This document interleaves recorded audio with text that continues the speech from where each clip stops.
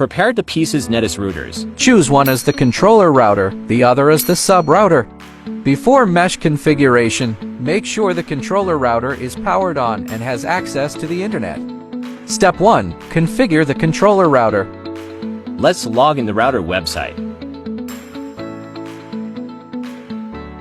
Click the network function and enter the Easy Mesh page.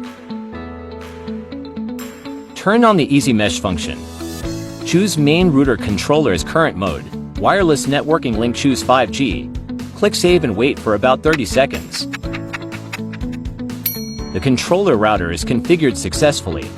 For sub-router, you only need to power it on before mesh configuration.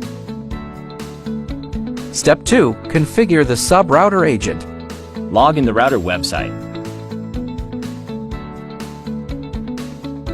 Click the network function and enter the Easy Mesh page. Turn on the Easy Mesh function. Choose sub-router agent as current mode. Wireless networking link, choose 5G. Click Save and wait for about 30 seconds. The sub-router agent is configured successfully.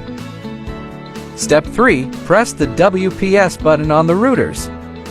Press the WPS button on the controller router for 3 to 5 seconds. Then press the WPS button on the agent router for 3 to 5 seconds. Now let's check the LED lights in the front. When the internet indicator of the two routers are flashing, the two devices are networking through Easy Mesh. The networking process will take about 1 minute.